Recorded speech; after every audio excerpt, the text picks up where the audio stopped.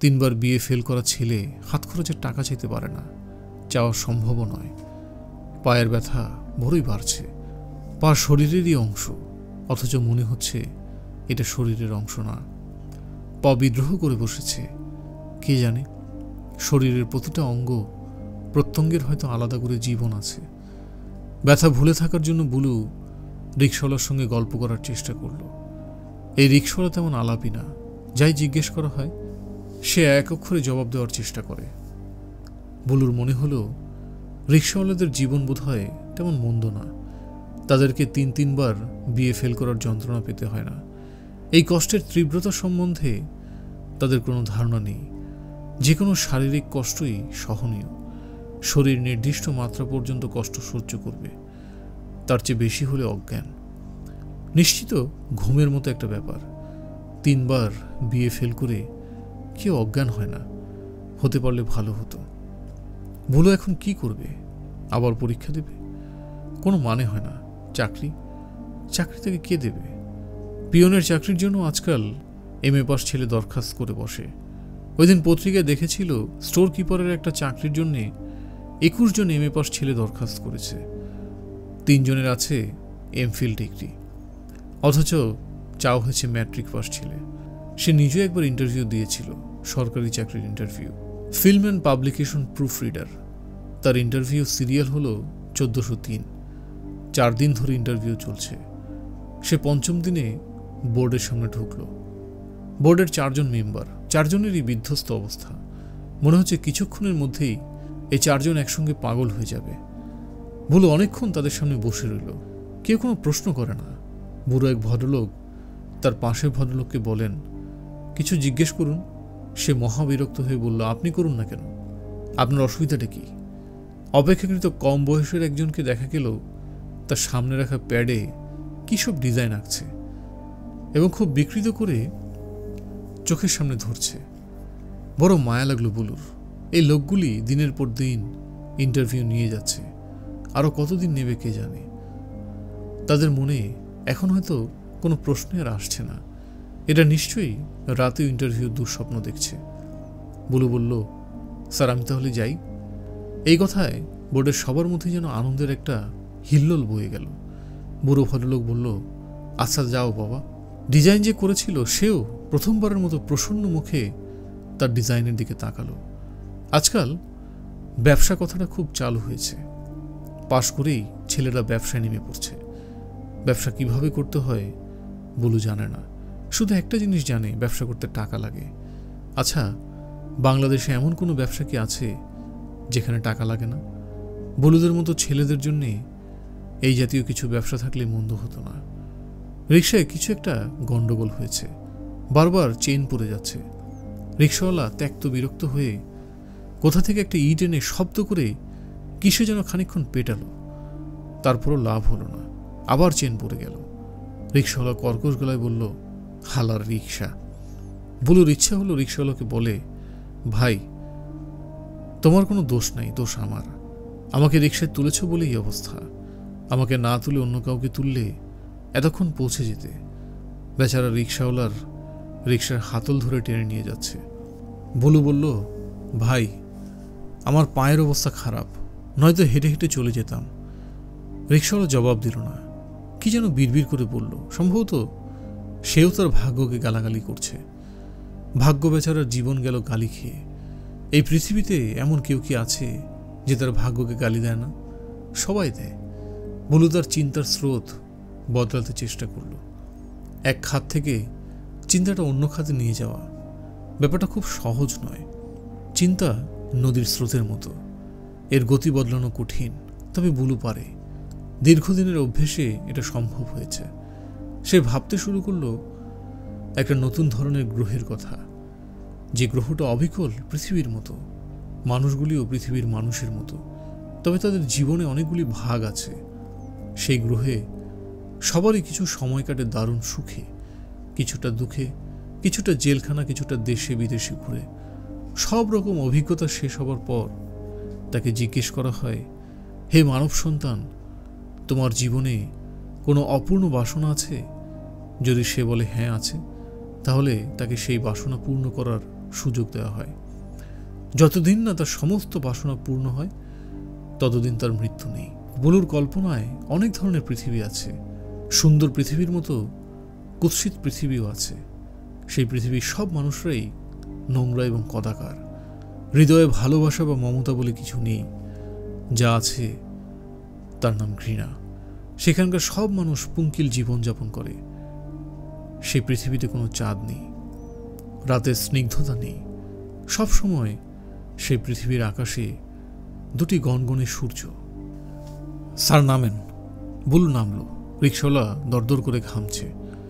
শরীরে সমস্ত পানি ঘাম হয়ে বেরিয়ে আসছে। টাকা থাকলে বুলু এই বেচারাকে একটা ঠান্ডা পেপসি খাওয়াতো। টাকা নেই। আচ্ছা, রিকশাওয়ালাদের গায়ের ঘাম নিয়ে কি কোনো কবিতা আছে? একটা চমৎকার কবিতা কি লিখা যায় না? যেমন রিকশাওয়ালার গায়ের ঘাম শুকিয়ে শরীরে লবণের পর্দা পড়েছে, যা দেখাচ্ছে দুধের স্বরের মতো। 4 টাকা ভাড়া ঠিক করা হয়েছিল। 4 টাকা দিয়ে বুলু রিকশা থেকে নামলো। তার বেশ লজ্জা করছে। পকেটে 2টা সিগারেট আছে। 2টা সিগারেটের একটা কি সে দেবে রিকশাওয়ালাকে? ব্যাপারটা খুব নাটকীয় হয়ে যায় না?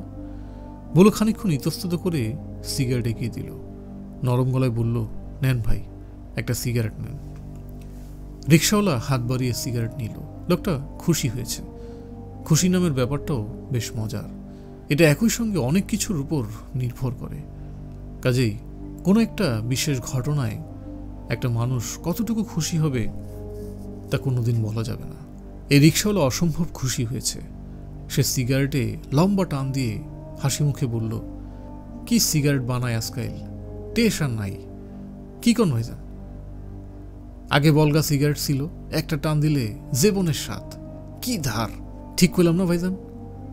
জি, ঠিকই বলেছেন। ভাইজানের পায়ে কি হইল? কাটা ফুটছে। আহা, কোন কি? আস্তে আস্তে যান। রাতে বুলু কিছু খেলো না, খিদে নেই। 1 গ্লাস পানি খেয়ে শুয়ে পড়ল। পায়ের যন্ত্রণা খুব বেড়েছে। মনে হচ্ছে হাসপাতালে শেষ পর্যন্ত ভর্তি হতে হবে। হাসপাতালে কি করে ভর্তি হতে হয় কে জানে। কাউকে গিয়ে নিশ্চয়ই বলতে হবে, ভাই, আপনাদের এখানে আমি ভর্তি হতে চাই, দয়া করে একটা ব্যবস্থা করে দিন। কিংবা দরখাস্ত করতে হবে। আজকাল একটা সুবিধা হয়েছে, দরখাস্ত বাংলায় করলেই হয়। বলু শুয়ে শুয়ে দরখাস্তের খসড়া ভাবতে লাগলো। হাসপাতাল কর্তৃপক্ষ, সবিনয় নিবেদন, আমার পায়ে একটা কাঁটা ফুটিয়াছিল। পরবর্তীতে সেই কাঁটার কারণে কিংবা অন্য কোনো জটিলতার কারণে পা ফুলিয়া কোলবালিশ হইয়া গিয়েছে। অতএব আপনাদের হাসপাতালে যদি অনুগ্রহপূর্বক আমাকে ভর্তি করিয়া আমার পায়ের একটা গতি করেন, তাহলে বড়ই আনন্দিত হইব। অসুখের সময়টা বেশ অদ্ভুত। আজে বাজে জিনিস নিয়ে ভাবতে ভালো লাগে। বলু শুয়ে শুয়ে বিভিন্ন কায়দায় হাসপাতালের চিঠি নিয়ে ভাবতে লাগলো। চলিত ভাষায়, সাধু ভাষায়, বেশ সিরিয়াস ভঙ্গিতে, আবার বেশ রসিকতা করে। রসিকতার চিঠিটা ভালো আসছে না। শারীরিক যন্ত্রণা নিয়ে রস করা বেশ কষ্ট। তবু বলু প্রাণপণ চেষ্টা করেছে। হাসপাতালের প্রিয় ভাইয়া, ভাইজান আপনি কেমন আছেন? আমার পায়ে একটা কাঁটা ফুটেছে ভাইজান। সংস্কৃতে যাকে বলে কণ্টক। আচ্ছা ভাইজান, এই কাঁটাটা কি তোলা যায়? কাঁটা তুলতে হয় কাঁটা দিয়ে। আপনাদের কাছে কি কাঁটা আছে? বিনা ঘরে ঢুকলো। কোমল গলায় বলল, দাদা ঘুমোচ্ছ নাকি? না, দুধ এনেছি তোমার জন্যে। দুধ খাবে? সরি, দুধ খাবো না রে। বিনা ভাইয়ের মাথায় হাত রাখল। গায়ে অনেক জ্বর, তবু সে কোমল গলায় বলল, জ্বর তো নেই। বুলু বলল, নেই, তবে আসবো আসবো করছে। বিনা ভাইয়ের পাশে বসল। তার ভাবভঙ্গি দেখে মনে হচ্ছে কিছু বলতে চায়। বুলু বলল, কিছু বলবি? না। তাহলে বসে থাকিস না, তোকে দেখে বিরক্ত লাগছে। বিনা বসিয়ে রইল। বুলু বলল, যদি কিছু বলার থাকে বলে চলে যাবি না? এরকম পাথরের মতো মুখ করে বসে থাকবি না। চর মারতে ইচ্ছে করছে। তোমার একটা চিঠি আমার কাছে আছে দাদা, কিন্তু চিঠিটা তোমাকে দিতে ইচ্ছে করছে না। কার চিঠি? অলিকের চিঠি। ওর মাথা ঠিক নেই, কি লিখেছে কে জানে। তুই চিঠি পড়েছিস? হ্যাঁ। খোলা চিঠি দিয়েছে, পড়বো না কেন? আমাকে সে চিঠি তোর দিতে ইচ্ছে করছে না? না, তাহলে দেওয়ার দরকার নেই। ওই চিঠি পড়লে মেয়েটার সম্পর্কে আমার ধারণা খারাপ হতে পারে, আমি সেটা চাই না। ও খুব ভালো মেয়ে। ঠিক আছে, চিঠি দিতে হবে না। ওর সঙ্গে যদি কোনোদিন তোমার দেখা হয় তাহলে তুমি কিন্তু বলবে চিঠি পেয়েছ। আচ্ছা, বলবো। এখন তুই দয়া করে বিদেয় হ। বাবা তোমাকে ডাকছেন দাদা। বলিস কি? সন্ধ্যাবেলা তোমার খোঁজ করেছিলেন, তুমি ছিলে না। বলে উঠে বসল, নিচু গলায় বলল, বাবা কি করছেন? খাতাপত্র নিয়ে বসেছেন। এখন যাব? যাও। ভয় ভয় লাগছে। ফেল করার পর এখন পর্যন্ত সিরিয়াস কিছু বলেনি, আজ বোধহয় বলবেন। বিনা কিছু বলল না। বুলু বলল, আমি কি বলবো বলতো? বিনা বলল, তুমি কিছুই বলবে না, চুপচাপ শুনবে। আমার কেন জানি মনে হচ্ছে বাবা কিছুই বলবেন না। মিজান সাহেব তার ঘরের বিছানায় কাগজপত্র ছড়িয়ে বসেছেন, তার হাতে একটা ক্যালকুলেটর। বুলুকে দেখে মুখ তুলে তাকালেন। বুলু বলল, আমাকে ডেকেছিলেন? মিজান সাহেব কিছুই বললেন না, এমনভাবে তাকিয়ে রইলেন যেন ছেলেকে চিনতে পারছেন না। তারপর চোখ নামিয়ে ক্যালকুলেটরের ফিগার দেখে কাগজে লিখলেন, আবার কয়েকটা সংখ্যা টিপলেন। বুলুর ধারণা হলো বাবা তার সঙ্গে কথা বলার ব্যাপারে এখন আগ্রহী নন। সে চলে যাবে না আরও কিছুক্ষণ অপেক্ষা করবে বুঝতে পারছে না। তার কাশি আসছে, অথচ কাশতে সাহস হচ্ছে না। কাশি চাপতে গিয়েও পুরোপুরি চাপতে পারল না। সামান্য শব্দ হলো। মিজান সাহেব চোখ তুলে তাকালেন, ভারী গলায় বললেন, কি করবে ঠিক করেছ? বুলু জবাব দিল না। আবার পরীক্ষা দেবে? জি। গাধারাই 4 বার বিয়ে পরীক্ষা দেয়, তারপর অভ্যাস হয়ে যায়। অভ্যাস হয়ে যাবার পর প্রতিবার 1 বার করে দেয়। বুলু চুপ করে রইল। মিজান সাহেব বললেন, তুমি একটা গাধা। তোমাকে দেখে যে কেউ একটা গাধার রচনা লিখতে পারে। মুখ ভর্তি দাড়ি কেন? গাধার মুখে দাড়ি কখনো দেখেছ? মিজান সাহেব তুমি তুমি করে বলছেন। প্রচণ্ড রাগের সময় ছেলে মেয়েদের সঙ্গে তিনি তুমি তুমি করে বলেন। কাল 12:30টার সময় তুমি আমার অফিসে আসবে, মনে থাকবে? জি। মুখ পরিষ্কার করে আসবে। বাংলাদেশের নাপিতের এখনো অভাব হয়নি। এখন আমার সামনে থেকে যাও। বুলু চলে যাবার পরপর মিজান সাহেব বিনাকে ডেকে পাঠালেন। বিনার সঙ্গে তিনি খানিকটা ভদ্র ব্যবহার করলেন। সহজ স্বরে বললেন, বসো। খাওয়া দাওয়া শেষ করেছ? বিনা বলল, জি। সে মনে মনে ঘামতে লাগলো। বাবা তার সঙ্গেও তুমি তুমি করে কথা বলছেন। তুমি কি এমএ পড়তে চাও? জি। কেন চাও? বিনা জবাব দিল না। মিজান সাহেব বলল, এমএ কেন পড়তে চাও সেটা শুনি। আপনি যদি পড়তে নিষেধ করেন পড়ব না। মিজান সাহেব বললেন, তোমরা আমাকে কি ভাবো বলো তো? আমি তোমাকে পড়তে নিষেধ করব কেন? বিনা দাঁড়িয়ে আছে, কিছু বলছে না। মিজান সাহেব জবাবের জন্য কিছুক্ষণ অপেক্ষা করে বললেন, তোমাকে একটা ঘড়ি দিয়েছিলাম। প্রথম কিছুদিন সারাক্ষণ হাতে থাকতো, এখন একবারও দেখি না। যাও, ঘড়িটা নিয়ে আসো। বিনা নড়ল না, আগের জায়গাতেই দাঁড়িয়ে রইল। ঘড়িটা কি তোমার সঙ্গে নেই? না। কি করেছ? হারিয়ে ফেলেছ? জি। না, ঘড়ি তুমি হারাওনি, রাগ করে ফেলে দিয়েছ। কি আমি ঠিক বলছি না? বিনা উত্তর দিল না। মিজান সাহেব বললেন, আচ্ছা তুমি যাও। তিনি মেয়েকে ডেকেছিলেন সম্পূর্ণ ভিন্ন কারণে। বিনার একটা ভালো বিয়ের সম্বন্ধ এসেছে, এ নিয়ে আলাপ করতে চেয়েছিলেন, করতে পারলেন না। লজ্জা লাগলো। ছেলে মেয়েদের সঙ্গে তার সম্পর্ক সহজ নয়। বিনার মার সঙ্গে এ নিয়ে আলাপ করা দরকার। আলাপ করতে ইচ্ছে করছে না, মূর্খ মেয়ে ছেলে। এদের সঙ্গে আলাপ করা আর না করা সমান। কিছু বললে চারদিকে ঢাক পিটাতে থাকবে। তবু তিনি রাতে শোবার সময় বললেন, বিনার একটা বিয়ের প্রস্তাব এসেছে। ফরিদার সঙ্গে সঙ্গে বিছানা উঠে বসলেন। আগ্রহ নিয়ে বললেন, ছেলে কি করে? ডাক্তার। ডাক্তার ছেলে? বলো কি? ডাক্তার ছেলে তো খুব ভালো। প্র্যাকটিস কেমন? রোগীপত্র পায় তো? জানি না। মিজান সাহেব ঘুমোবার আয়োজন করলেন। এই প্রসঙ্গে কথা বলতে তার আর ভালো লাগছে না। ফরিদা বললেন, ছেলে দেখেছো তুমি? হ্যাঁ। দেখতে কেমন? তিনি জবাব দিলেন না। ফরিদা আবার ক্ষীণ স্বরে বললেন, ছেলে দেখতে কেমন?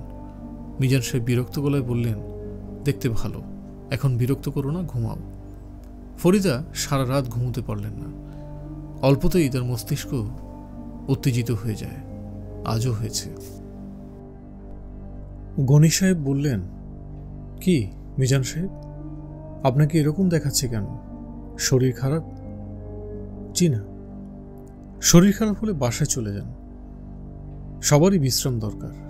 মিজান সাহেব বললেন, আমার স্যার শরীর ঠিক আছে, তাহলে কি মন খারাপ? মন খারাপ হওয়ার তো কোনো কারণ নেই, ছেলে ফিরে এসেছে। মিজান সাহেব অপ্রাসঙ্গিকভাবে বললেন, আমি স্যার গতকাল রহমানের বাসায় গিয়েছিলাম, কথা বলেছি। বাচ্চাটা ভালো? জি ভালো। আর বাচ্চার মা? সেও ভালো। স্যার, আমার ধারণা হিসাবের গণ্ডগোলের সঙ্গে রহমানের কোনো সম্পর্ক নেই। গনি সাহেবের দৃষ্টি তীক্ষ্ণ হল, পরক্ষণেই তা স্বাভাবিক হয়ে গেল। তিনি হাসি মুখে বললেন, আপনি কি সরাসরি কিছু জিজ্ঞেস করলেন নাকি? জি না, তবে তারা টাকাটা কি করে জোগাড় করেছে এটা শুনলাম। খুব কষ্ট করে টাকা জোগাড় করেছে, জমি জমা, ঘর সব বিক্রি করে একটা বিশ্রী অবস্থা। আহা, বলেন কি? আমার খুব খারাপ লাগলো। খারাপ লাগারই কথা। গনি সাহেব পান মুখে দিতে দিতে বললেন, তাহলে আপনার কি ধারণা? টাকাটা গেল কোথায়? আমার কাছে টাকার পরিমাণ খুবই নগণ্য, ওটা কিছুই না, কিন্তু এরকম একটা ব্যাপার তো হতে দেওয়া যায় না, তাই না? মিজান সাহেব চুপ করে রইলেন। গনি সাহেব বললেন, ব্যাপারটা ঘটেছে ক্যাশ সেকশনে, তাই না? জি। রহস্য উদ্ধার হওয়া দরকার, তা না হলে ভবিষ্যতে যে আরো বড় কিছু হবে না তার গ্যারান্টি কি, তাই না? জি। পুলিশের হাতে ব্যাপারটা দিলে কেমন হয় বলুন তো? পুলিশ কিছু করতে পারবে না, জানা কথা, কখনো পারে না। তবু পুলিশ যদি নাড়াচাড়া করে তাহলে সবাই একটু ভয় পাবে। কি ঠিক বলছি না? মিজান সাহেব কিছু বললেন না। গনি সাহেব বললেন, আমার চিটাগাং ব্রাঞ্চের একটা খবর আপনাকে বলি। ফরেন কারেন্সিতে 11 লাখ টাকার একটা সমস্যা। আমার সবচেয়ে বিশ্বাসী যে মানুষটা চিটাগাংয়ে আছে তাকেই সন্দেহ করতে হচ্ছে। বুঝতে পারছেন অবস্থাটা? মিজান সাহেব বললেন, আমার ওপর কি আপনার কোনো সন্দেহ হয়? কারো উপর আমার সন্দেহ হয় না, আবার কাউকে বিশ্বাসও করতে পারি না। বিশ্বাস করা উচিতও না। আদমের উপর আল্লাহ বিশ্বাস করেছিলেন, সেই বিশ্বাসের ফলটা কি হলো বলুন? আদম গন্ধম ফল খায়নি। আদম গন্ধম ফল খায়নি, খেয়েছে। মিয়া বিবি দুজনে মিলেই খেয়েছে। চা খান, চা দিতে বলি। বুঝলেন মিজান সাহেব, যে কোনো ব্যবসা প্রতিষ্ঠানের ক্যাশ সেকশন হলো তার হার্ট। হার্টের ছোট অসুখ ধরা পড়ে না, কিন্তু এই ছোট জিনিস হঠাৎ বড় হয়ে যেতে পারে। যখন তখন ঘুমের মধ্যে মৃত্যু হয়ে যায়, কেউ বুঝতেও পারে না। ঠিক কিনা বলুন? নির্বোধ মানুষরা সাধারণত সৎ হয়, এই জন্য ক্যাশে দরকার নির্বোধ ধরনের মানুষ। মুশকিল হচ্ছে কি, এই নির্বোধ ধরনের লোকদের আবার অন্যরা সহজে ব্যবহার করে, কাজে নির্বোধ ধরনের লোক ক্যাশে অচল। সমস্যাটা দেখতে পাচ্ছেন? ভীষণ সমস্যা। চা এসে গেছে। মিজান সাহেব চায়ে এক চুমুক দিয়েই কাপ নামিয়ে রাখলেন। ঠান্ডা গলায় বললেন, আপনি কি আমাকে সন্দেহ করছেন? গনি সাহেব বললেন, না, করছি না। আপনি আমার অতি বিশ্বাসী লোকদের একজন। এই বৎসর থেকে আপনার বেতন 500 টাকা বাড়ানো হয়েছে। 2-1 দিনের মধ্যে চিঠি পাবেন। তবে মিজান সাহেব, ওই যে বললাম বাবা আদমের কাহিনী, চা খান, চা ঠান্ডা হচ্ছে। মিজান সাহেব চা খেতে পারলেন না, তার বমি বমি লাগছে। গনি সাহেব 12টার দিকে রোজ একবার বাসায় টেলিফোন করে ছেলের খোঁজ নেন। আজও টেলিফোন করলেন। তার স্ত্রী সম্ভবত টেলিফোনের কাছে বসে থাকেন, কারণ একবার রিং হওয়া মাত্রই টেলিফোন তুলে, আপনি কে বলছেন? আজ বেশ কয়েকবার রিং হবার পর তিনি টেলিফোন ধরলেন এবং যথারীতি বললেন, আপনি কে বলছেন? গনি সাহেব শীতল গলায় বললেন, বাবু কোথায়? বাসায় নেই। বাসায় নেই মানে কি বলছো এসব? বড় জামাই নিয়ে গিয়েছে। বড় জামাই নিয়ে গেছে মানে? এর মানে কি? কোথায় নিয়ে গেছে? ফরিদপুর। গনি সাহেবের মেরুদণ্ড দিয়ে শীতল একটা স্রোত বয়ে গেল। ব্যাপারটা কি দ্রুত আঁচ করতে চেষ্টা করলেন, তেমন কিছু ধরতে পারলেন না। তার কপালে ঘাম জমল। তিনি থমথমে গলায় বললেন, ফরিদপুর নিয়ে গেছে কেন? ওইখানে এক পীর সাহেব আছেন। পীর সাহেব দোয়া পড়লে সব ভালো হয়। আমি বলিনি যে জামাইয়ের সঙ্গে বাবু কোথাও যাবে না? বলেছি কিনা? এখন নিতে চাইলে আমি না করি কেমনি? জামাই মানুষ। কখন নিয়ে গেছে? সকালে। আপনি বাইরে যাওয়ার একটু পরে। আমাকে এতক্ষণ বলনি কেন? কেন তোমার এত সাহস হলো? কোথা থেকে এই সাহস এলো? ওপাশে ফোঁসফোঁস শব্দ হচ্ছে। গনি সাহেবের স্ত্রী কাঁদতে শুরু করলেন। এই কান্না অবশ্যই খুবই সাময়িক। টেলিফোন রেখে দেওয়া মাত্র কান্না থেমে যাবে। গনি সাহেব টেলিফোন নামিয়ে রাখলেন। তিনি তার জামাইদের বিশ্বাস করেন না। তার ধারণা বাবুকে বড় জামাই একা নিয়ে যায়নি, তিনজনই একসঙ্গে আছে। এই নিয়ে যাবার পেছনে দীর্ঘ পরিকল্পনা থাকা বিচিত্র না। হয়তো বিকেলে বড় জামাই ফিরে এসে কাঁদো কাঁদো গলায় বলবে, একটা সর্বনাশ হয়ে গেছে, বাবু পুকুরে পড়ে গেছে। কিংবা বলবে, বাবুকে খুঁজে পাওয়া যাচ্ছে না। আমি সিগারেট কিনবার জন্য গিয়েছি, বাবু দাঁড়িয়েছিল, ফিরে এসে দেখি নাই।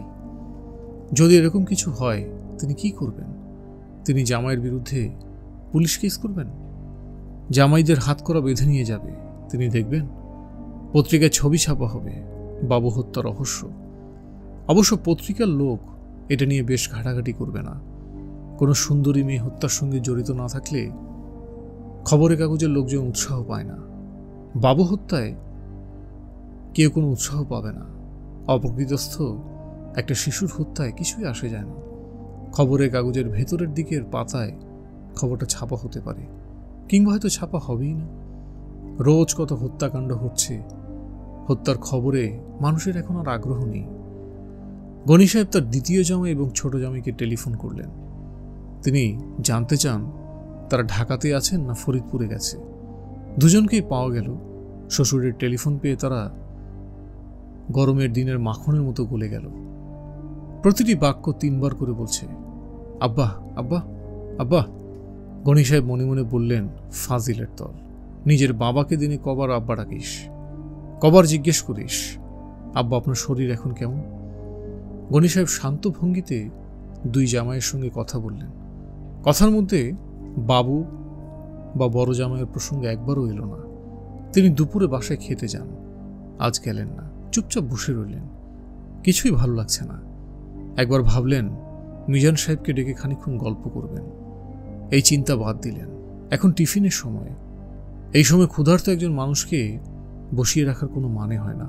তাছাড়া মানুষটা একটা ধাক্কা খেয়েছে, ধাক্কা সামলানোর সুযোগ দেওয়া দরকার। ধাক্কাটা তিনি ইচ্ছা করেই দিয়েছেন। এর দরকার আছে। মনের ভেতর একটা ভয় থাকুক। ভয় মানুষকে বেঁধে রাখে। পুলিশে খবর দেওয়ার কথাটা তিনি এমনি বলেছেন। পুলিশের সঙ্গে কোনো ব্যাপারে তিনি যেতে চান না। পুলিশ মানেই ঝামেলা, যদিও পুলিশের প্রয়োজন আছে। তবে তিনি কাজ করবেন তার মতো। তিনি বুঝিয়ে দেবেন যে তিনি একই সঙ্গে সন্দেহ করেন আবার ভালোবাসেন। 500 টাকা বেতন বেড়ে যাচ্ছে এই বাজারে, এটা কম কথা না। তাছাড়া তিনি মিজান সাহেবের ফেল করা ছেলেটাকেও চাকরি দেবেন, অবশ্যই দেবেন। বংশ পরম্পরায় কৃতজ্ঞতার জালে বাঁধবেন। ব্যবসা বড় হচ্ছে। এই সময় বিশ্বাসী লোক দরকার। একজন বিশ্বাসী লোক তার সঙ্গে থাকবে, অথচ তারা জানবে তারা পুরোপুরি বিশ্বাসী নয়। চট্টগ্রাম ব্রাঞ্চের ব্যাপারে তিনি মিথ্যা কথা বলেছেন। 11 লাখ টাকার কোনো ব্যাপার না, সেখানে লাখখানিক টাকার গন্ডগোল। এটা খারাপ না, এটা ভালো। সবাই জানবে এত টাকার একটা সমস্যা আছে, তারা আরও সাবধান হবে। তবু কিছু গোলমাল বছর 2 পরপর দেখা দেবে। গনি সাহেব মাথা খেলিয়ে এই পদ্ধতি বের করেছেন। এই পদ্ধতি বের করতে অনেক মাথা খেলতে হয়েছে। এই পদ্ধতি হয়তো সঠিক না, এর মধ্যে ভুল ভ্রান্তি থাকতে পারে, সব পদ্ধতিতেই থাকে। এই পদ্ধতির পুরোটা তার নিজের না, খানিকটা মুনিরের কাছে শিখেছেন। মুনির এই বয়সে বিশাল কনস্ট্রাকশন ফার্মের মালিক। সে একদিন বলেছিল, হিসাবে 21 লক্ষ টাকার একটা গন্ডগোল করে রেখেছি, নিজেই করেছি। এতে লাভ কি হয়েছে জানেন? গনি সাহেব? লাভ একটাই হয়েছে, আমার সব কটা লোক সূচের আগায় বসে আছে। সবাই ভাবছে যে কোনো মুহূর্তে চাকরি চলে যেতে পারে, অথচ যাচ্ছে না। এতে কাজ হয়, ভালো কাজ হয়। আপনি আমার বন্ধু মানুষ, আপনি টাকা পয়সা দিয়ে সাহায্য করেছেন বলে এত দূর উঠতে পেরেছি। আপনাকে একটা কৌশল শিখিয়ে দিলাম। সবসময় হিসাবের মধ্যে একটা না একটা গন্ডগোল বাঁধিয়ে রাখবেন, তারপর দেখবেন সবসময় ঘড়ির কাঁটার মতো চলছি, tick tick tick tick. Gani সাহেব আবার মিজান সাহেবকে ডেকে পাঠালেন। মধুস্বরে বললেন, খাওয়া দাওয়া হয়েছে মিজান সাহেব? জি, বসুন বসুন। তিনি বসলেন। গনি সাহেব বললেন, দেশের জন্য কিছু করতে চাই, কিভাবে তা করা যায় কিছু ভেবেছেন? জি না। ভাবুন, ভেবে বের করুন। আর আপনার ছেলেকে নিয়ে আসতে বলেছিলাম না, আনছেন না কেন? মিজান সাহেব চুপ করে রইলেন। আজই তো আনার কথা ছিল, তাই না? জি। যদি আসে সরাসরি আমার কাছে নিয়ে আসবেন। কম্পিউটার সেকশন দিয়ে দেব, ভালো মতো ট্রেনিং নিক। কম্পিউটার কোম্পানি ট্রেনিং দিয়ে দেবে, কোনো অসুবিধা নেই। আপনার শরীরটা কি খারাপ নাকি? জি খারাপ। যান, বাসায় চলে যান, বাসায় গিয়ে বিশ্রাম করুন।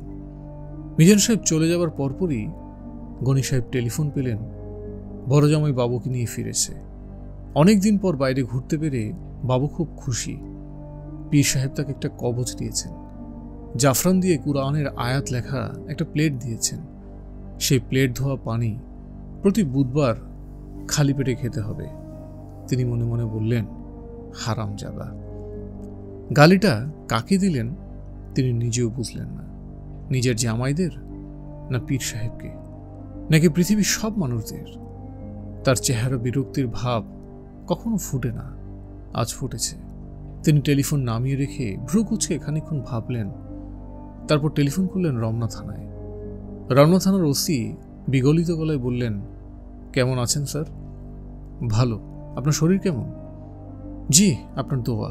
কিছু করতে হবে? জি না, একটু ভয় দেখানোর দরকার হয়ে পড়ল যে ওসি সাহেব। ভয় দেখানোর দরকার হলে দেখাবো, হাজতে এনে প্যাদানি দিয়ে দেব। ব্যাপার কি? ব্যাপার কিছুই না, ক্যাশের টাকা পয়সার ব্যাপারে একটা ঝামেলা হয়েছে। কয়েকজনকে একটু ভয় দেখান, কোনো অসুবিধা নেই। আপনি একটা এফআইআর করে রাখুন, তারপর দেখুন কি করছি।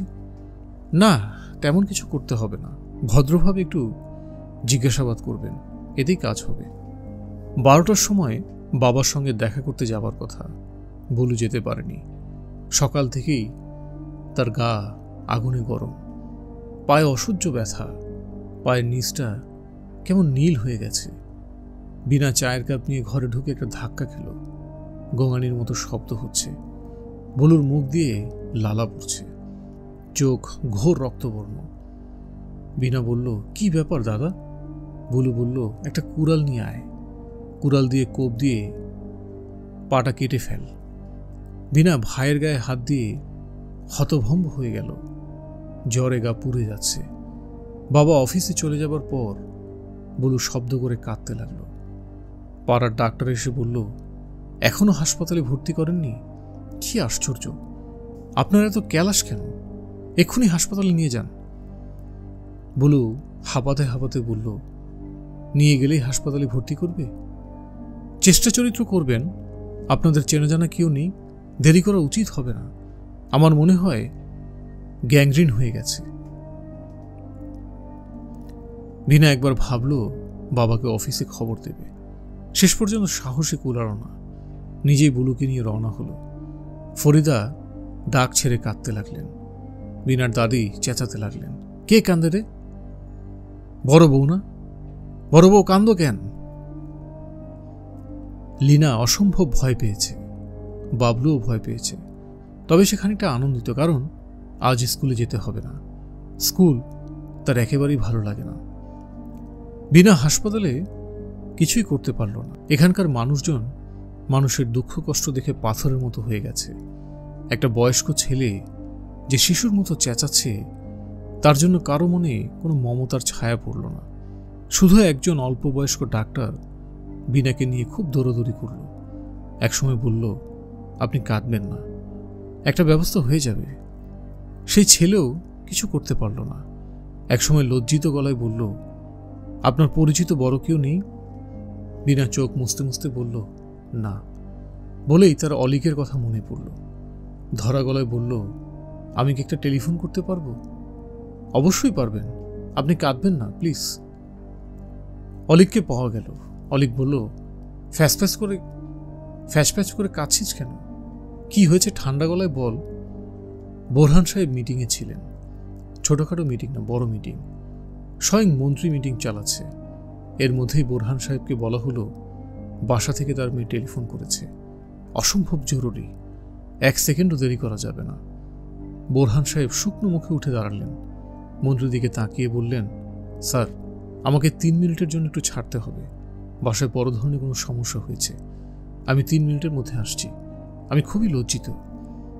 মন্ত্রী অমায়িক ভঙ্গিতে হাসলেন, বললেন, আপনাকে 15 মিনিট সময় দেওয়া হলো। এর মধ্যে আমরা একটা টি ব্রেক নেব।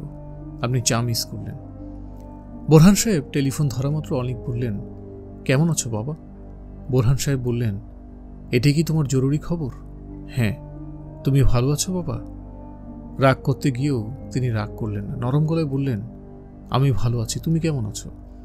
ভালো না, আমার মনটা খুব খারাপ, খুবই খারাপ। কেন মা?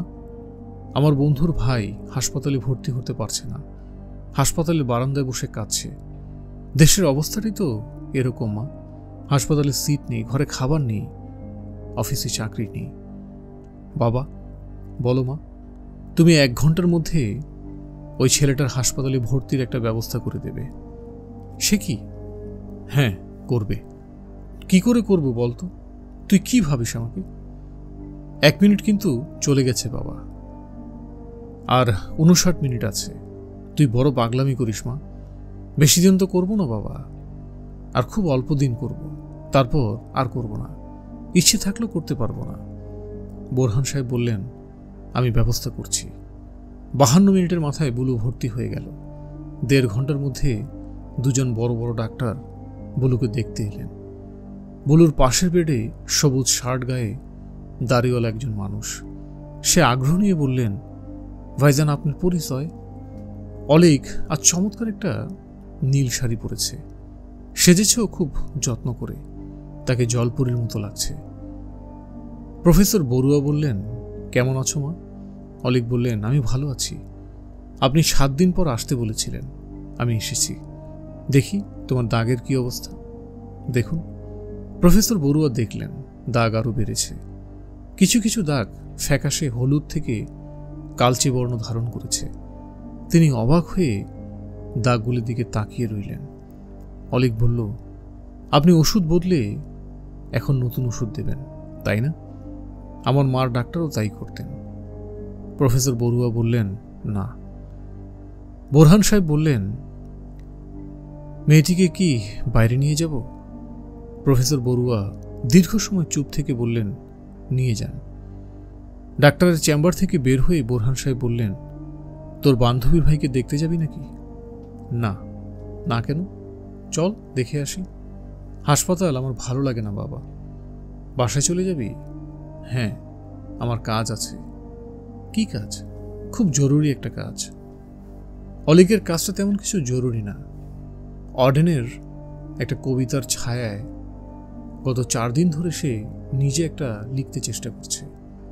অডেনের সেই সহজ ভঙ্গি তার কবিতায় আসছে না। কবিতাটা কেমন কঠিন হয়ে যাচ্ছে। সহজ করে লেখা এত কঠিন কেন, তাই সে বুঝতে পারছে না। বাসায় ফেরার পথে গাড়ির সিটে হেলান দিয়ে সে মনে মনে কবিতাটা আবৃত্তি করল। He was fully sensible to the advantage of the installment plan and had everything necessary to the modern man. A gramophone, a radio, a car. আচ্ছা, এই মানুষটি কি সুখী ছিল? যার জীবনে কোনো স্বাদই অপূর্ণ নয়, সে কি সুখী? জীবনানন্দ দাশের লাশ কাটা ঘরের ওই মানুষটা কি সুখী ছিল? ওই মানুষটির স্ত্রী ছিল, শিশু ছিল, ভালোবাসা ছিল। তবু তাকে লাশ কাটা ঘরে যেতে হলো কেন? মনে হয় জীবনানন্দ দাশের ওই মানুষটি সুখী ছিল। তাহলে অর্ডেনের মানুষটিও সুখী ছিল কি? অর্ডেনের ওই মানুষটির তো কোনো অভাব ছিল না। তার একটা গাড়ি ছিল, একটা গ্রামোফোন ছিল, একটা ফ্রিজ ছিল। মিজান সাহেব ফরিদাকে বিয়ের কথা ভেঙে কিছুই বলেননি। তবু ফরিদা সবই জেনে গেলেন। ছেলের এক ফুপু এসে সব রহস্য ফাঁক করে দিলেন। ছেলে দেশে থাকে না, থাকে নিউ অর্লিন্সে। ডাক্তারি পাশ করেছে জনসেন্স লুক থেকে। বয়স 31, আমেরিকার রেসিডেন্টশিপ গত বছর পেয়েছে। সে বড় হয়েছে আমেরিকাতে। আন্ডার গ্রাজুয়েট ছাত্র হিসেবে আমেরিকায় গিয়েছিল 15 বছর বয়সে। এর মধ্যে দেশে আসেনি। এখন 3 মাসের জন্য এসেছে। বিয়ে করে চলে যাবে। বউ মাস 3 পরে যাবে। ভিসা টিসা ঠিক করতে এই সময়টা লেগে যায়। ছেলের ফুপু নিজেও ডাক্তার, সোহরাওয়ার্দী হাসপাতালে কাজ করেন। ডাক্তার হয়ে যাওয়া মেয়েদের কথাবার্তা খানিকটা রুক্ষ ধরনের হয়। এই ভদ্রমহিলা তা না, তিনি বেশ মজা করে কথা বলেন। কথার ফাঁকে ফাঁকে প্রচুর হাসেন। তিনি বললেন, তৌফিককে পাঠিয়ে দেব, আপনারা কথা বলে দেখুন পছন্দ হয় কিনা। কখন পাঠাবো বলে দেবেন। আমরা আপনাদের খুব কাছেই থাকি। বাড়ির নাম পদ্মসখা, হলুদ রঙা 3 তলা বাড়ি, দেখছেন না? ফরিদা সেই বাড়ি দেখেনি, তবু মাথা নাড়লেন যেন দেখেছে। ভদ্রমহিলা বললেন, আমাদের ছেলে কিন্তু আপনার মেয়েকে দেখেছে। ওদের মধ্যে কি সব কথাও নাকি হয়েছে। ছেলে খুবই ইমপ্রেসড। পরে যখন খোঁজ নিয়ে জানা গেল আপনার মেয়ে ছাত্রী হিসেবেও খুব ভালো, তখন সে আরও ইমপ্রেসড হলো। এখন বলুন, ছেলেকে কখন পাঠাবো? ফরিদা কি বলবেন ভেবে পেলেন না। বুলুর বাবার সঙ্গে কথা না বলে কিছুই করা যাবে না। এখন অবস্থা এমন যে বুলুর বাবার সঙ্গে কথা বলার সুযোগই পাওয়া যাচ্ছে না। অফিস থেকে বাসায় এসে রাতের খাওয়া দাওয়া শেষ করে হাসপাতালে যায়। সারা রাত থাকে হাসপাতালে। বুলুর অবস্থা নাকি ভালো না। কেন ভালো না তা ফরিদা ঠিক বুঝতে পারেন না। তিনি একবার হাসপাতালে বুলুকে দেখতে গেলেন। সে তো বেশ ভালোই, কথা টথা বলল। বুলু সুস্থ থাকলে বিয়ের কথাবার্তা অনেক দূর এগিয়ে নেওয়া যেত। অসুস্থ হয়েছে যন্ত্রণা। মেয়ের বিয়ের কথাবার্তা হলে মেয়ের মায়ের মনে তীব্র আনন্দ হয়। ফরিদারও হচ্ছে। তার বুকের ব্যথা পর্যন্ত এখন হয় না। শুধু একটি কষ্ট, বিনার বিয়ের ব্যাপারটা নিয়ে কারোর সঙ্গে কথা বলতে পারছেন না, অথচ কথা বলতে ইচ্ছে করে। কথা যা বলার বিনার সঙ্গেই বলেন। বিনা লজ্জা পায়, তবু চুপ করে থাকে না, মার কথার জবাব দেয়। ফরিদার ধারণা বিনাকে বাইরে থেকে যতটা লাজুক মনে হয় ততটা লাজুক সে না। লাজুক হলে আগ বাড়িয়ে কোনো মেয়ে কি যুবক একটি ছেলের সঙ্গে কথা বলে? ছেলের ফুপু যখন বললেন ওদের দুজনের কথা হয়েছে, তখনই ফরিদার মনে সামান্য সন্দেহ ঢুকেছিল। এই ভদ্রমহিলা হয়তো অন্য কোনো মেয়ের কথা বলেছেন। ছেলের ফুপু চলে যাওয়ার পরপরই বিনাকে তিনি বললেন, সে কোনো ছেলের সঙ্গে কথা টথা বলেছে কিনা। তৌফিক নাম, বিদেশে থাকে। বিনা বলল, হ্যাঁ। ফরিদা বললেন, কেন গায়ে পড়ে কথা বললি? উনি আমাদের বাসার সামনে গেটের কাছে দাঁড়িয়েছিলেন। আমি শুধু বললাম, আপনি কি চান? উনি তখন হড়বড় করে এক গাদা কথা বললেন। কেন মা? ফরিদা হাসি মুখে বললেন, এই ছেলে তোকে বিয়ে করতে চাচ্ছে। ছেলেটা কেমন বলো তো? তোর কি পছন্দ হয়? বিনা অবাক হয়ে তাকিয়ে রইল। ফরিদা বলল, মুখটা এমন শুকনো করে দিলি কেন? বয়স হয়েছে, বিয়ে করবি না? পরের সংসারে কতদিন আর থাকবি? এখন নিজের সংসার হবে। বিনা থমথমে গলায় বললেন, এটা পরের সংসার? পরের সংসার না তো কি? মেয়েদের নিজের সংসার একটাই, স্বামীর সংসার। বিনা কোনো কথা না বলে উঠে গেল। তবে ফরিদার মনে হলো বিয়ের এই আলাপে বিনার কোনো আপত্তি নেই। ছেলেটাকে তার বোধহয় পছন্দই হয়েছে। ফরিদার অনুমান খুব ভুল হয়নি। ছেলেটিকে বিনার পছন্দ হয়েছে। বিনার মনে হয়েছে ছেলেটা ভালো। কেন এরকম মনে হলো সে সম্পর্কে বিনার কোনো ধারণা নেই। প্রবাসী মানুষদের মধ্যে আলগা ধরনের যে স্মার্টনেস থাকে, এর মধ্যে তা নেই। কেমন যেন ঢিলে ঢালা ধরনের। চোখে মোটা কাঁচের চশমার কারণেই বোধহয় তার মধ্যে একটা প্রফেসর ভাব চলে এসেছে। এই ভাবটা বিনার খুব ভালো লাগে। তাদের কলেজের একজন প্রফেসর অজিতবাবুর চশমার কাঁচ খুব মোটা, তিনি ক্লাসে ঢুকেই বলবেন, মা জননীরা, তোমরা একটু হাসো, তোমাদের হাসি দেখে ক্লাস শুরু করি। এই অজিত বাবুকে বিনার খুবই ভালো লাগত। সেই ভালো লাগার অংশবিশেষ মোটা চশমার কারণে তৌফিক ছেলেটা পেয়ে গেল। একজন মানুষকে ভালো লাগা এবং মন্দ লাগার পেছনে অনেক বিচিত্র এবং রহস্যময় কারণ থাকে। তৌফিক ছেলেটির প্রতি ভালো লাগার পরিমাণ একটু বাড়ল দ্বিতীয়বার যখন দেখা হলো। বিনা হাসপাতাল থেকে ফিরছে, বাড়িতে ঢোকার গলির মাথায় আসতেই দেখা তৌফিক রাস্তার একপাশে বিব্রত মুখে দাঁড়িয়ে আছে। অত্যন্ত আশ্চর্যের ব্যাপার, প্রথম কথা বলল বিনা, লাজুক গলায় বলল, কি হয়েছে? তৌফিক বিব্রত স্বরে বলল, তেমন কিছু না, গর্তের মধ্যে পড়ে গিয়েছিলাম, দেখুন না, কাদার পানিতে মাখামাখি হয়ে গেছি, কি একটা অবস্থা। বিনা দেখল বা পায়ের প্যান্টে ঠিক ঠিক ময়লা লেগে আছে। বিনা বলল, বাসায় গিয়ে পা ধুয়ে ফেলুন। এই বলেই বিনার মনে হলো, সে এত কথা বলছে কেন? এত কথা বলার কি আছে? কথা শুরু করে চট করে চলে যাওয়া যায় না। বিনা কিছুটা অস্বস্তি এবং কিছুটা অনিশ্চয়তায় বাড়ির দিকে পা বাড়ালো। আশ্চর্যের ব্যাপার হচ্ছে, ছেলেটি তার সঙ্গে সঙ্গে আসছে। গেইটের কাছাকাছি আসার পর বিনার মনে হলো তার হয়তো বলা উচিত, ভেতরে আসুন। কথার কথা আর কি, ভদ্রতার জন্যই বলা। মুশকিল হচ্ছে বলার পর সে যদি সত্যি সত্যি বাড়িতে ঢুকে, তখন সেটা কি ঠিক হবে? বিনা চোখ মুখ লাল করে বলল, ভেতরে আসুন। তৌফিক হেসে বাড়িতে ঢুকল। বিনা কি করবে ভেবে পেল না। বিনার দাদি চেঁচাতে শুরু করলো, কে আসলো? লোকটা কে? ও বিনা, লোকটা কে? কি চাই লোক? তৌফিক বলল, বাসায় আর কেউ নেই, মা আছেন, আপনি বসুন, মাকে ডেকে আনছি। ফরিদা মাছ কাটছিলেন।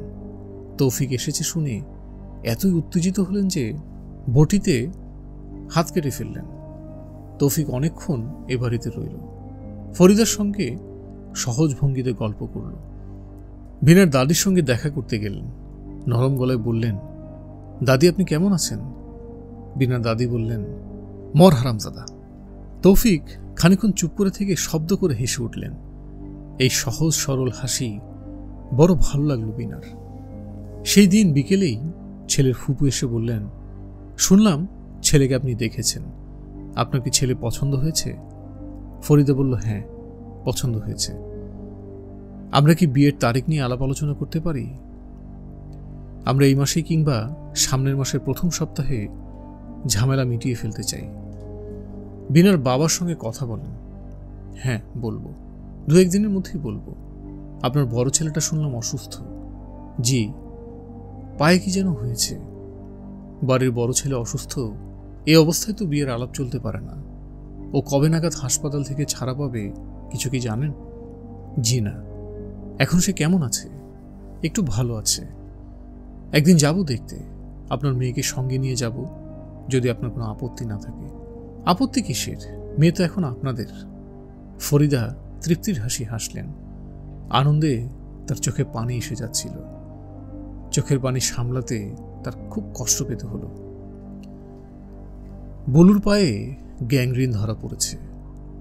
2বার অপারেশন হলো, 3য়বারও সম্ভবত হবে। 2জন ডাক্তারের একজন কিছুতেই পা অ্যাম্পুট করতে রাজি না। সব রকম চেষ্টা চালিয়ে যেতে চান। বিনা যুদ্ধে নাহি দেব সুচাগ্র মেদিনীর মতো অবস্থা। এই ডাক্তারটির বয়স অল্প, হৃদয় কঠিন হতে শুরু করেনি। তিনি রাউন্ড এসে বলুর বিছানার সামনে বেশ কিছুক্ষণ দাঁড়ান, বলুর পা পরীক্ষা করেন। এই সময় গভীর বিরক্তিতে তার মুখ অন্যরকম হয়ে যায়। বলু বলে, আপনি কেমন আছেন স্যার? তিনি কঠিন গলায় বলেন, ভালো। আমার পা কেমন দেখলেন? তিনি জবাব দেন না। বলু নিচু গলায় বলল, কেটে ফেলে দেবেন কবে? সময় হলে ফেলা হবে, আপনি চুপ করে থাকুন। বেশিরভাগ সময় বলু চুপ করে থাকে। একটা ঘোরের মধ্যে তার সময় কাটে। তন্দ্রা এবং জাগরণের মাঝামাঝি এক ধরনের আচ্ছন্ন অবস্থা, যে অবস্থায় চারপাশের জগৎটাকে খুবই অবান্তর মনে হয়। তার পাশের বেডের দাড়িওয়ালা কালো মানুষটাকে একসময় খুবই পরিচিত মনে হয়, আবার পর মুহূর্তে মনে হয় দাড়িওয়ালা এই ছাগল কে। এ লোকটি বুলুকে খুব বিরক্ত করে, অকারণে কথা বলে। বুলুর অসহ্য লাগে। বুলু বিরক্ত হয় এমন কাজগুলি সে নিষ্ঠার সঙ্গে করে। কাল দুপুরে কটকট শব্দ করে কি যেন খাচ্ছিল। শব্দটা চট করে বুলুর মাথায় ঢুকে গেল। মাথার ভেতর কটকট শব্দ হতে থাকলো। বুলুর এই সমস্যা হয়েছে, যে কোনো শব্দই চট করে মাথায় ঢুকে যায়। তারপর মাথার ভেতর সেই শব্দ ক্রমাগত বাড়তে থাকে। লোকটা কটকট শব্দে খাচ্ছে, সেই শব্দ পাক খাচ্ছে বুলুর মাথায়। বুলু বলল, কি খান? লোকটির সঙ্গে সঙ্গে টিফিন ক্যারিয়ার এগিয়ে দিয়ে বলল, নেন ভাইজান, খান। না, আমি খেতে চাই না, আপনি নিজেই খান, তবে দয়া করে কটকট শব্দ করবেন না। জি আচ্ছা। বুলু চোখ বন্ধ করল। যখন ঘুম এসে যাচ্ছে তখন আবার কটকট শব্দ শুরু হলো। দাড়িওয়ালা লোকটা খাওয়া শুরু করেছেন। বুলু থমথমে গলায় বলল, এই যে ভাই, আর একবার যদি কটকট শব্দ হয় তাহলে কিন্তু ধাক্কা দিয়ে আপনাকে জানালা দিয়ে ফেলে দেব। জি আচ্ছা। দাড়িওয়ালা, এই লোকটির নাম শামসু, একটা লেদ মেশিন চালায়। বুলু যখন কিছুটা ভালো থাকে তখন তার সঙ্গে তার কথা কাটাকাটি আচ্ছা, বুলু যখন কিছুটা ভালো থাকে তখন তার সঙ্গে কথা টথা বলে। লোকটি প্রতিটি বাক্যে খুব মিষ্টি করে একবার হলো ভাইজান বলে। বুলু শুনতে ভালো লাগে। লোকটির বেশিরভাগ কথাই হচ্ছে লেদ মেশিন সংক্রান্ত। ভাইজান, লেদ মেশিন যন্ত্রটা দুনিয়ার এক আজীব চিজ, তাই নাকি? জি ভাইজান, এই যন্ত্র যে জানে সে দুনিয়া সব জানে। আপনি জানেন? নিজের মুখে কি বলবো ভাইজান, আপনি ধোলাইখাল গিয়া শুধু জিজ্ঞেস করবেন শামসু কারিগর, দেখবেন দেখবেন আপনার কি খাতির। আপনাদেরকে কি কারিগর বলে নাকি? না, মিস্ত্রি বলে। আমারে খাতির করে কারিগর ডাকে। আপনার সঙ্গে যখন খাতির হইল তখন আর চিন্তা নাই। কথা দিলাম আপনারে কাজ শিখাই দিব। আমি কাজ শিখে কি করব? যন্ত্র চালাইবেন। চাকরি বাকরি দিয়ে কি হয় বলেন ভাইজান? কয় পয়সা বেতন? স্বাধীন ব্যবসার মতো জিনিস আছে। আর কথা বললেন না ভাই, যন্ত্রণাটা আবার শুরু হয়েছে, ভালো লাগছে না। দমে দমে আল্লাহ বলেন ভাইজান। চুপ থাকতে বললাম না? নিঃশ্বাসটা নেওয়ার সময় বলেন আল্লাহ, সারার সময় বলেন হু। এটা কাজ হয়। চুপ, একটা কথা না, বেটা ছাগল। শামসু দুঃখিত চোখে তাকায়। আশ্চর্যের কথা, সেই দুঃখী চোখে প্রচুর মমতাও ঝরে পড়ে। আজ বুলুর পায়ের যন্ত্রণা খুব বেড়েছে। নার্স এসে কড়া ধরনের কোনো পেইন কিলার দিয়েছে যা তার পায়ের ব্যথা একটু না কমিয়ে ব্যথাটাকে কেমন ভোঁতা বানিয়ে দিয়েছে। কানের কাছে পিনপিন শব্দ হচ্ছে, যেন বেশ কিছু মশা কানের ভেতর দিয়ে মাথায় ঢুকে গেছে। রাত 8টার মতো বাজে। মিজান সাহেব ছেলের বিছানার পাশে বসে আছেন। আজ রাতটা ছেলের সঙ্গেই কাটাবেন। প্রায় কাটান। অফিস থেকে সরাসরি এখানে চলে আসেন। খুব যেদিন বাড়াবাড়ি দেখেন সেদিন আর বাসায় যান না। বুলু ডাকল, বাবা। মিজান সাহেব নড়ে চড়ে বসলেন, কিছু বললেন না। বুলু বলল, আমি পাশ না করার জন্য খুব লজ্জিত বাবা। থার্ড পেপারটা এমন খারাপ হলো। মিজান সাহেব বললেন, এটা নিয়ে পরে আলাপ করব। পরীক্ষার হলে খুব নকল হচ্ছিল, একবার ভাবলাম, তারপর বাবা মনটা সায় দিল না। এখন এসব থাক। আমি এতক্ষণ কি ভাবছিলাম জানো? ভাবছিলাম যদি নকল করে পরীক্ষায় পাশ করে ফেলতাম তাহলে বাড়ি থেকে পালাতাম না, পায়ে কাটা ফুটত না, ডাক্তার পা কেটে বাদ দিতেন না। পা কাটার কথা এখনই ভাবছিস কেন? ডাক্তাররা তো চেষ্টা করছেন। আর চেষ্টা করে কিছু হবে না। বলু চোখ বন্ধ করে ফেলল এবং কিছুক্ষণের মধ্যেই ঘুমিয়ে পড়ল। দীর্ঘ সময় একা একা বসে থাকা যায় না। মিজান সাহেব অফিসের ফাইল খুললেন। যদি টাকাটার কোনো হদিশ পাওয়া যায়। ব্যাংক থেকে 6 বছরের স্টেটমেন্ট নিয়ে এসেছেন, মিলিয়ে মিলিয়ে দেখছেন। যদি এমন কোনো চেক বেরিয়ে পড়ে যার উল্লেখ খাতাপত্রে নেই, রেকর্ড হারিয়ে গেছে, অসম্ভব তো কিছু না। বুলুর ঘুম ভেঙেছে। সে আগ্রহ নিয়ে তার বাবাকে দেখছে। মানুষটা কি অদ্ভুত! এর মধ্যেই খাতাপত্র নিয়ে মগ্ন হয়ে গেছে। বুলু মৃদুস্বরে ডাকল, বাবা। তিনি চোখ তুলে তাকালেন। বুলু বলল, ফেল করে কি তুমি রাগ করেছ? মিজান সাহেব বললেন, হ্যাঁ, একমাত্র গাধারাই 3 বার বিয়ে ফেল করে। বুলুর কেন জানি হাসি পাচ্ছে। কি অদ্ভুত মানুষ তার এই বাবা! ছেলের এই অবস্থাতেও সান্ত্বনার একটা কথাও বলেন না। আশ্চর্য তো। বুলু তাকিয়ে আছে। মিজান সাহেব আবার হিসেব নিকেশ শুরু করেছেন। বুলুর আবার ঘুম পাচ্ছে, অথচ ঘুমোতে তার ইচ্ছে করছে না। পায়ের ব্যথা তীব্র হলেই ঘুম পায়। এই ঘুম স্বাভাবিক ঘুমের মতো নয়, অন্যরকম একটা ঘুম। এই ঘুমের সময় আশেপাশের অনেক কিছু টের পাওয়া যায়। ঘুমের ঠিক আগে আগে মাথায় কোনো চিন্তা এলে সেই চিন্তা ঘুমের মধ্যেও থাকে। মাথার মধ্যে ক্রমাগত তা ঘুরপাক খেতে থাকে। একবার ঘুমোতে যাবার ঠিক আগ মুহূর্তে মাথায় এলো 3-এর ঘরের নমতা। 3 4 12, 3 5 15। মাথায় নামতা ঠিকই গেল। ক্রমাগত কেটে যাওয়া গ্রামোফোন রেকর্ডের মতো মাথার ভিতর বাজতে থাকলো। 3 4 12, 3 5 15, 3 6 18। এই ঘুম এবং জাগরণের বড় অদ্ভুত। কোনটা স্বপ্ন কোনটা বাস্তবে ঘটছে বোঝা যায় না। বিনাশ সেই বন্ধুটি একবার তাকে দেখতে এসেছিল। সত্যি এসেছিল কিনা কে জানে না। হয়তো সে সত্যি সত্যি আসেনি, হয়তো এটা কল্পনা, কিংবা কে জানে সত্যি সত্যি হয়তো এসেছিল। অলিক ঘরে ঢুকেই বলল, আমার চিঠিটা কি আপনি পেয়েছিলেন? বুলু বলল, হ্যাঁ। বিনা কি সত্যি সত্যি আপনাকে চিঠিটা দিয়েছে? হ্যাঁ। চিঠি পড়ে কি আমাকে আপনার খুব খারাপ মেয়ে বলে মনে হয়েছে? না। আপনি কি হ্যাঁ এবং না ছাড়া কিছুই বলতে পারেন না? বুলু হাসল। অলিক বলল, এখন বলুন, আপনার পায়ের অবস্থা কেমন? অবস্থা বেশি ভালো না। কেটে বাদ দিয়েছে? এখনো দেয়নি, শীঘ্রই দেবে। ওই কাটা পা আপনি তখন কি করবেন? সঙ্গে করে নিয়ে যাবেন? কি অদ্ভুত প্রশ্ন! অথচ মেয়েটার মুখে প্রশ্নটা মানিয়ে গেছে। মোটেই অদ্ভুত মনে হচ্ছে না, মনে হচ্ছে এটাই খুব স্বাভাবিক প্রশ্ন। কি কথা বলছেন না কেন? কাটা পা নিয়ে আপনি কি করবেন? আপনি কি করতেন? আমি সঙ্গে করে নিয়ে যেতাম। আমি কি আমার শরীরের এত বড় একটা অংশ ফেলে যাব নাকি? বলে হেসে ফেলল। অলিক হাসল না। সে চোখ তীক্ষ্ণ করে বলল, যন্ত্রণা কি খুব বেশি?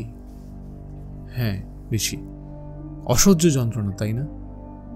ঠিক অসহ্য নয়, সহ্য করতে পারি, তবে অন্য একটা ব্যাপার হয় যা সহ্য করা যায় না। বলুন তো শুনি। আপনি শুনে কি করবেন? আমার দরকার আছে।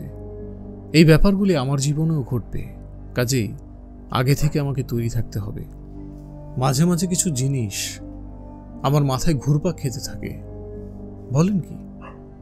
এখন আমার মাথায় ঘুরছে 3-এর ঘরের নামতা। 3 2 6, 3 3 9, 3 4 12, 3 5 15। অলিক হেসে ফেলল। বুলু বললেন, হাসছেন কেন? নামতার বদলে একটা মজার কিছু আপনার মাথায় ঢুকিয়ে দিলে কেমন হয় তাই ভাবছি। মজার কিছু মানে?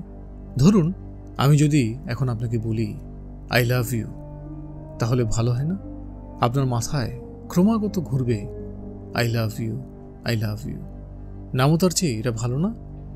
এই জাতীয় কথাবার্তা বুলুর সঙ্গে কি সত্যি হয়েছিল, না পুরোটাই তার কল্পনা কিংবা স্বপ্নে দেখা দৃশ্য?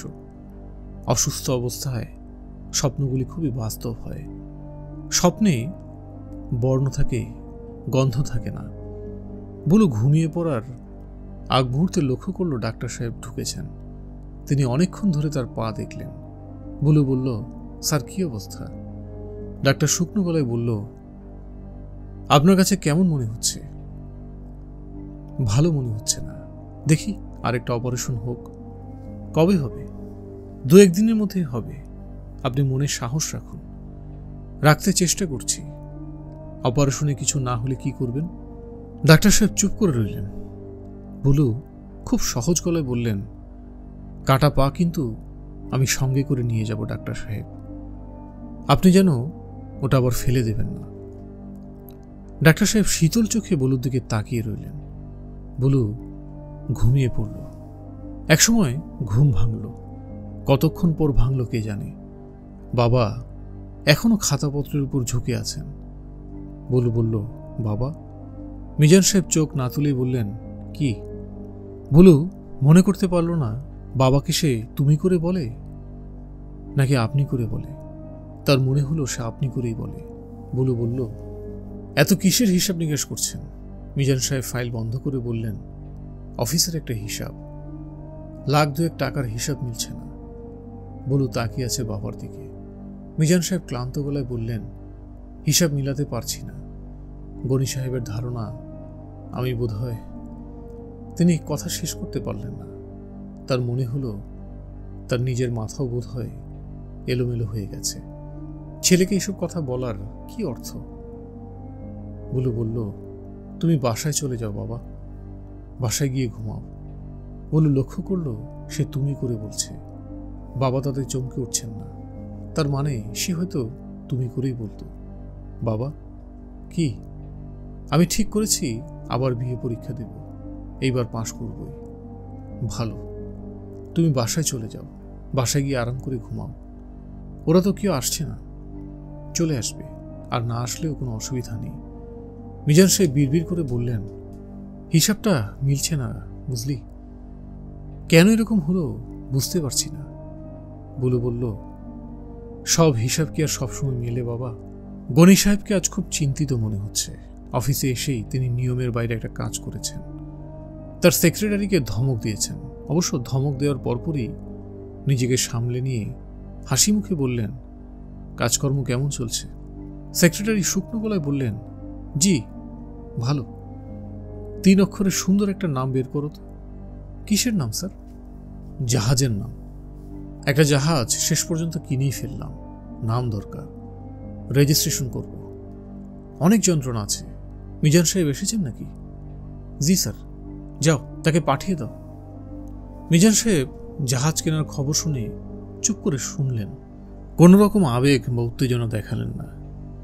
গনি সাহেব বললেন, নাম দরকার মিজান সাহেব, জাহাজের নাম। সাধারণত জাহাজের নাম বেশ বড় হয়, যেমন pride and Bengal, the silent Voyager. আমি চাই 3 অক্ষরের নাম। মিজান সাহেব এবারও কিছু বললেন না। 3 অক্ষরের নাম কেন চাই জানেন? জি না, 3 সংখ্যাটা খুবই গুরুত্বপূর্ণ, এজন্যই 3 অক্ষরের নাম দরকার। 3 সংখ্যাটা কিরকম গুরুত্বপূর্ণ দেখুন। আমাদের স্থান হচ্ছে 3, স্বর্গ, মর্ত এবং পাতাল। কাল 3, অতীত, বর্তমান, ভবিষ্যৎ। আমরা খাই 3 বেলা, সকাল, দুপুর, রাত। শিয়াল ডাকে 3 বার, 3 প্রহরে, ঠিক না? জি স্যার ঠিক। জাহাজ কত দিয়ে কিনলেন? জাহাজ কত দিয়ে কিনলাম কি এসব তো জিজ্ঞেস করছেন না। জিজ্ঞেস করে কি হবে স্যার? জাহাজ তো আমার একার না, প্রতিষ্ঠানের জাহাজ।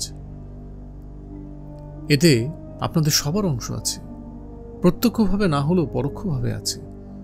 মিজান সাহেব চুপ করে রইলেন। তার কথা বলতে ইচ্ছে করছে না। গনি সাহেব বললেন, আপনার ছেলের অবস্থা কি? এখন একটু ভালো, আর একটা অপারেশন হয়েছে। ডাক্তার বলেছে হয়তো পা বাঁচানো যাবে। Good, very good. এটা অত্যন্ত আনন্দের সংবাদ। তো এরকম আনন্দের সংবাদে মুখ এমন কালো করে রেখেছেন কেন? অবশ্য এরকম হয়, খুব আনন্দের সময় মনটা কেন জানি খারাপ লাগে। চা খান, চা দিতে বলি। চা খাবো না স্যার। মিজান সাহেব উঠে দাঁড়ালেন। দাঁড়াতে দাঁড়াতে বললেন, আপনি স্যার পুলিশে খবর দিয়েছেন? গনি সাহেবের ভ্রু কুঞ্চিত হলো, যেন তিনি প্রশ্নটা ঠিক বুঝতে পারছেন না। মিজান সাহেব বললেন, রহমানের স্ত্রী আজ ভোরে আমার বাসায় এসেছিল। সে বলল পুলিশ এসে রহমানকে ধরে নিয়ে গেছে। গনি সাহেব বললেন, তাই নাকি? কখন ধরল? রাত 11:30টার সময়। এখনো ছাড়েনি? জি না। অন্যায়, খুবই অন্যায়। রাতে আমাকে খবর দেওয়া দরকার ছিল, তৎক্ষণাৎ ছাড়ানোর ব্যবস্থা করতাম। স্যার, আপনি কি পুলিশে খবর দিয়েছেন? হ্যাঁ, কনফার্ম করে রেখেছিলাম। একবারে তো ছেড়ে দেওয়া যায় না। ছোট সমস্যা থেকে বড় সমস্যা হয়। আপনার ছেলের ব্যাপারটা দেখুন না, সামান্য কাটা ফুটলো, সেখান থেকে এখন পা নিয়ে টানটানি। আমি পুলিশকে বলেছি ওরা যাবে, নিজেদের মতো করে একটা ইনভেস্টিগেশন করবে। কিছু হবে না জানি, তবু পুলিশে ইনফর্ম করা নাগরিক কর্তব্য। আপনি ভাববেন না এখনই রহমানকে ছাড়িয়ে আনার ব্যবস্থা করছি। আমি একটা চিঠি লিখে দিচ্ছি, আপনি চিঠি নিয়ে নিজেই চলে যান, অফিসের গাড়ি নিয়ে যান। গনি সাহেব অতি দ্রুত চিঠি লিখতে শুরু করলেন। মিজান সাহেব বললেন, আমার কাছেও তো পুলিশ আসবে। আসবে না স্যার? গনি সাহেব নরম গলায় বললেন, পুলিশ কি করবে বা কি করবে না বলা তো মুশকিল। এরা তো কখনো ঠিক কাজ করে না। যেটা করার সেটা করে না, যেটা করার না সেটা করে, যেটা করা প্রয়োজন সেটা করে না। নিন, এই চিঠি নিয়ে চলে যান। মিজান সাহেব বেরিয়ে যাওয়া মাত্র গনি সাহেব বেল টিপে সেক্রেটারি মজনুকে ডাকল। মধুর গলায় বললেন, নাম পাওয়া গেছে?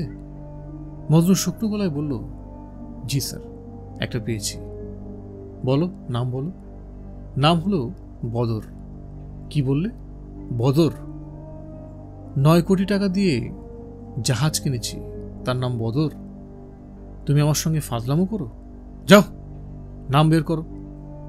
আজ বিকেল 5টার মধ্যে 1000 নাম তুমি আমাকে দেবে। জি আচ্ছা স্যার। অ্যালফাবেটিক্যালি সাজাবে, অতে কিছু, আতে কিছু, এইভাবে। জি আচ্ছা স্যার। লাঞ্চ টাইমের ঠিক আগে সবার কাছে একটা নোট গেল, যার বিষয়বস্তু হচ্ছে কোম্পানি গ্রিক সিলিং মেরিনারের কাছ থেকে একটা সমুদ্রগামী জাহাজ কিনেছে। এই ঘটনা কোম্পানির উত্তরোত্তর উন্নতির পরিচায়ক।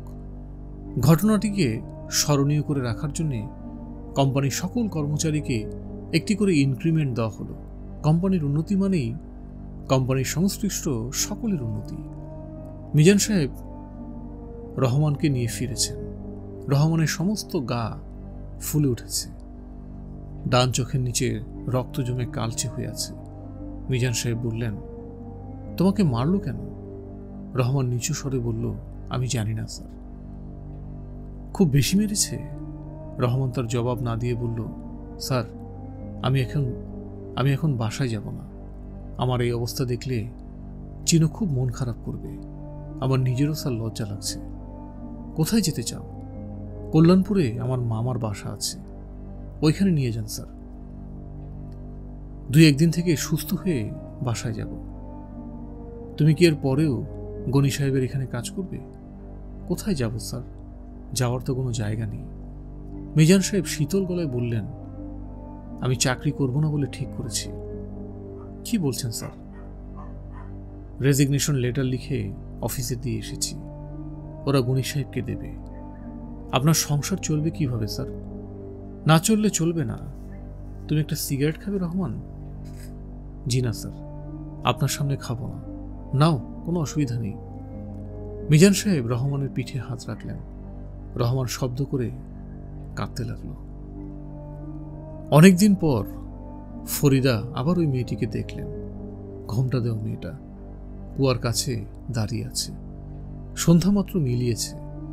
আকাশ মেঘে ঢাকা বলে একটু বেশি অন্ধকার, তবু তার মধ্যেও মেয়েটিকে পরিষ্কার দেখা গেল। তিনি প্রথমে ভাবলেন বীণা, পর মুহূর্তেই মনে হলো না, এ তো বীণা না। তিনি তীক্ষ্ণ গলায় বললেন, কে ওখানে? মেয়েটি চট করে চাপা গাছের আড়ালে চলে গেল। তার বুক ধক করে উঠল। ঘরে তিনি এবং তার শাশুড়ি ছাড়া আর কেউ নেই। সবাই গেছে বুলুর কাছে। বুলুর অবস্থা খারাপ হয়েছে। আজ তার পা কেটে বাদ দেওয়া হবে। অপারেশন সন্ধ্যা হওয়ার পরপরই হবার কথা। তিনি যেতে চেয়েছিলেন, যেতে পারেননি। সকাল থেকে বুকের ব্যথায় কাতর হয়ে আছেন। আজকের ব্যথাটা অন্য যে কোনো দিনের চেয়েও তীব্র।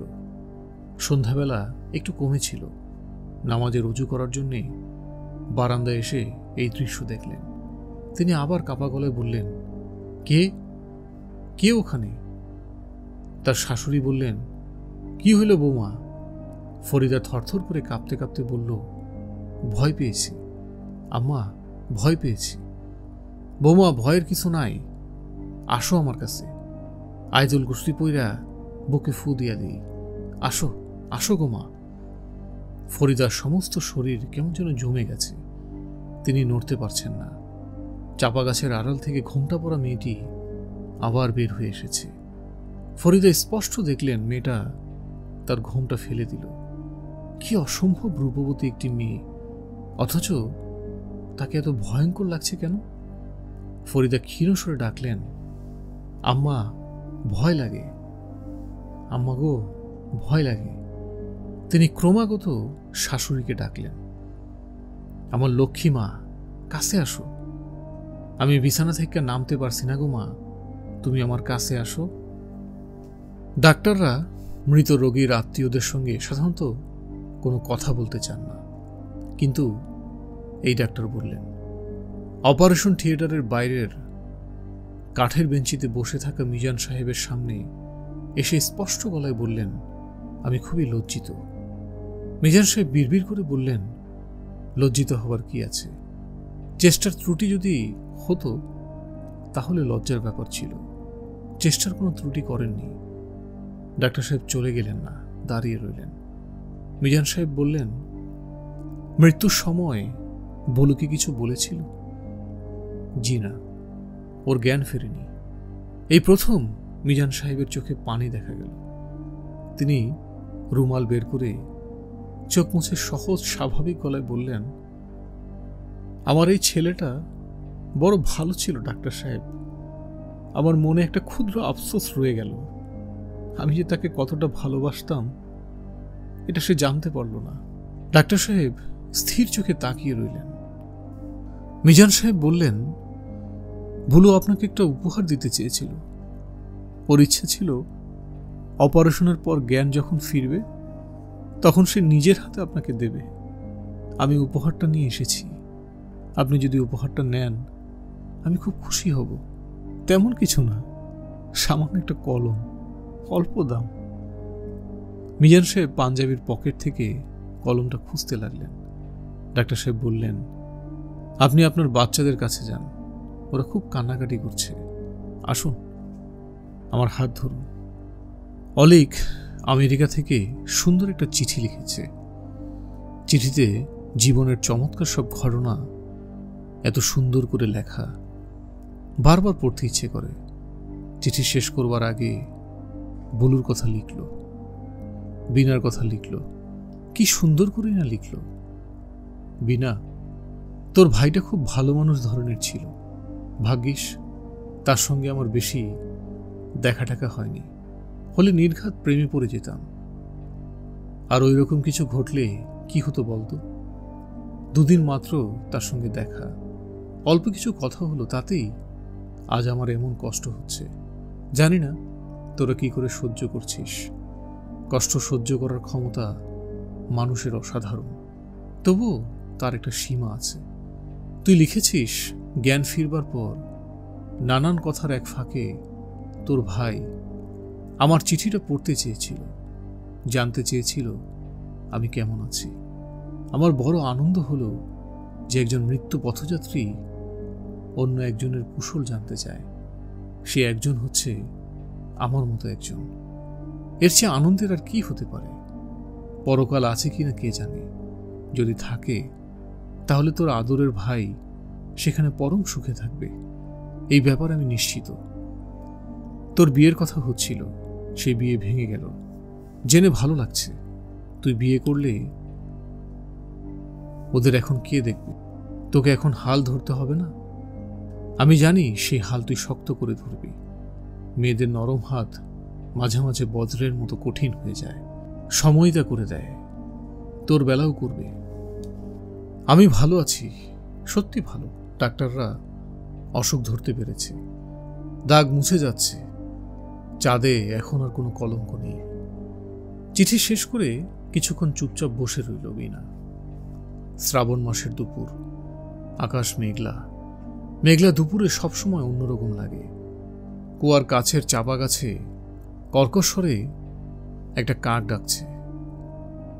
বিনার দাদি বললেন, মর হারামজাদা মর। কাক তাতে উৎসাহ পেয়ে আরো শব্দ করে ডাকতে লাগলো, কা কা কা। মিজান সাহেব বারান্দায় বসে বিড়বিড় করে হিসেব করছেন। তার খানিকটা মাথায় দোষ হয়েছে।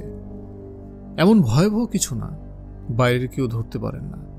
সবই ঠিক মতো করেন, শুধু যখন বাসায় থাকেন তখন হিসাব করতে থাকেন, অফিসের না। মেলা হিসাব মিলাতে চেষ্টা করেন, হিসাব মেলে না। এখন তিনি বারান্দার জলচৌকিতে বসে অতি দ্রুত হিসাব করছেন। বাবলু তাকে দেখছে। এখন বাবাকে তার আর মোটেই ভয় লাগে না, বরং বড় ভালো লাগে। বাবার সঙ্গে এসে নানান গল্প করে। বাবলু বলল, বাবা কি করছো? মিজান সাহেব বললেন, হিসাব। মিলছে বাবা? প্রায়, একটু বাকি। মিজান সাহেব হাসেন। এই হাসি বাবলুর বড় ভালো লাগে, সেও হাসে। ক্লান্ত দুপুরগুলি বিনা বসে থাকে কুয়ার পাশে। মাঝে মাঝে কুয়ার কাছে মুখ নিয়ে বলে, লুবু লুবু।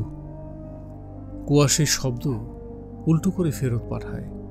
কি সুন্দর প্রতিধ্বনি, বুলু বুলু। বিনার কাছে গানের মতো মনে হয়, অন্ধকারের গান। কুপির আলো এবং আলো ছায়াতে তো গল্প উপন্যাস শোনাবই, তবে ভূত নিয়ে শুনে সরাসরি আপনাদের সাথে থাকব। আশা করি সাবস্ক্রাইব করে পাশে থাকবেন এবং ফেসবুক পেজেও যুক্ত হবেন। স্ক্রিনে দেওয়া মেইল অ্যাড্রেসে কিংবা ফেসবুক পেজে কথা হবে। আপনাদের পাঠানো মেইল আপনাদের পড়ে শোনাব। আপনাদের সাথে ঘটা কিংবা আপনাদের কাছের মানুষদের সাথে ঘটা কোনো ভয়াবহ অভিজ্ঞতা বা অদ্ভুত কোনো স্বপ্ন আপনাদের সাথে শেয়ার করব। আপনারা আপনাদের নিজেদের এবং আত্মীয়দের সাথে ঘটে যাওয়া কোনো দুর্ঘটনা বা দুঃখ স্মৃতি কিংবা রহস্যময় কোনো স্মৃতি আমাদের সাথে শেয়ার করতে পারেন। অবশ্যই আপনারা মেইল করবেন এবং আমাদের সাথে যুক্ত থাকবেন। আপনার মতামত দিয়ে আরও কিভাবে আমরা ভূত নেশনের এপিসোডগুলোকে ভালো করতে পারি সেই সম্পর্কে মতামত জানাবেন। ধন্যবাদ।